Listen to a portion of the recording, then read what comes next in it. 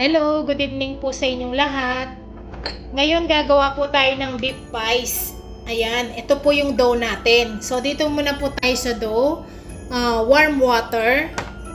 Tsaka po itong ating bread flour. Lahat po ng takal nito at sukat lalagay ko sa description box natin at sa screen. Ito po yung powdered milk, salt, sugar, olive oil, at saka itong instant yeast natin. So ito pagsamahin na po natin yan. Yung salt natin.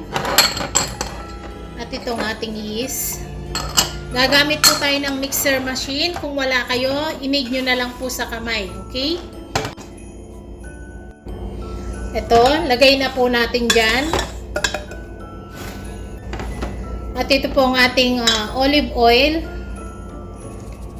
Instant yeast po yung ginamit ko, kaya pinagsama-sama ko siya. At itong ating warm water. Ito po, start na natin siya.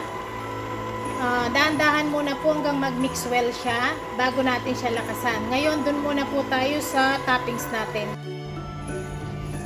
Ito na po yung dough natin. Ayan po, natapos na siya.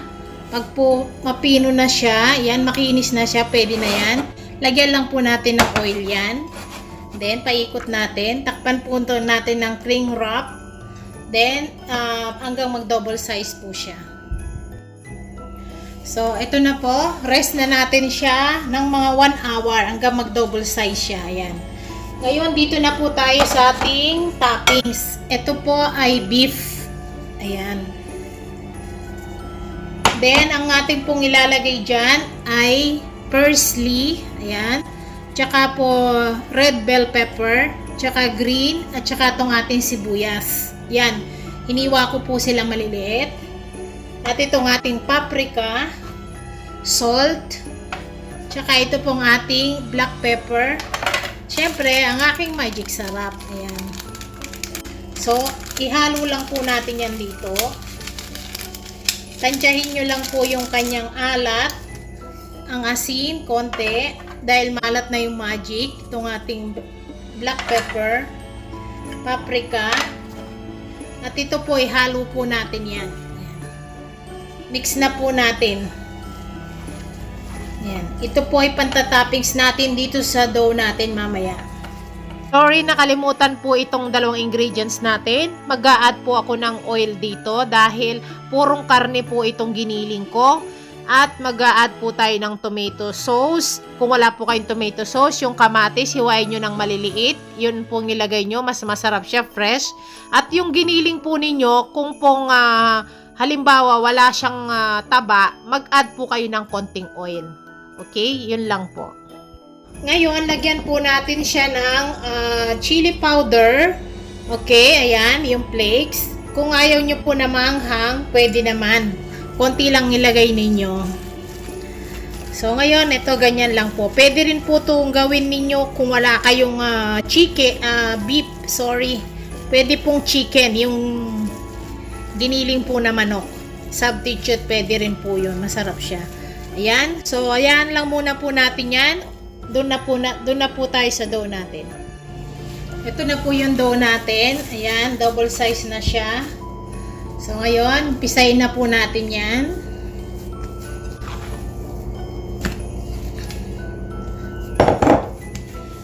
Palaparin lang po natin siya para tayong gumagawa ng pizza. Hatiin muna po natin siya.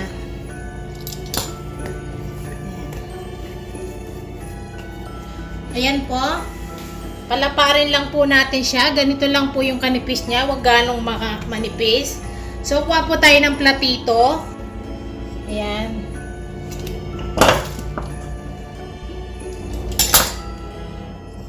Ayan. Ito. Ganyan po kalaking kailangan natin. Okay?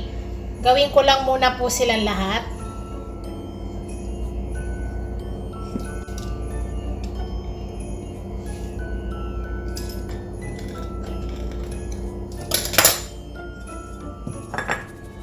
Ayan. Tapusin ko lang po. Okay? Ganyan lang. Ito na po yung ating meat kanina. Ayan.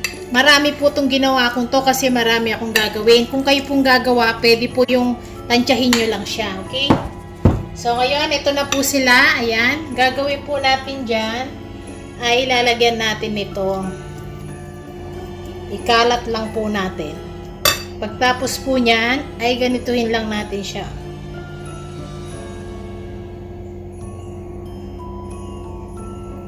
Huwag po gano'ng maraming ilalagay nyo, katamtaman lang. Ayan po, ayan. Makita ko sa inyo. Ayan. Ayan po, ganyan lang sila. Okay? So, ganyan lang po lahat ng mga gagawin natin. Konti lang po yung karne na ilalagay nyo, huwag gano'ng marami. Ayan. Spread nyo lang po siya ng ganito. Okay, ganyan lang po. Ganituhin nyo lang. Ayan, oh.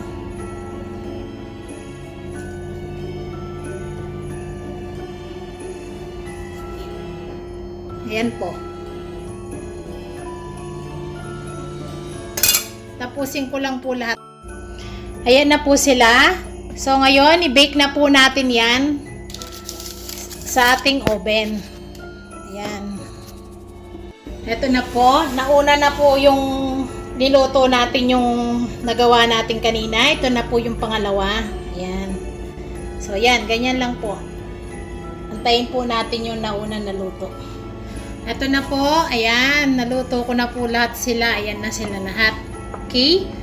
So, ito po. Tikman natin yung isa para makita ninyo. Ayan po. Para po siyang pizza pie. Mainit pa siya. Ayan po.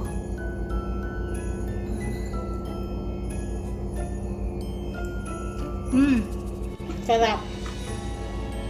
Okay, maraming salamat po.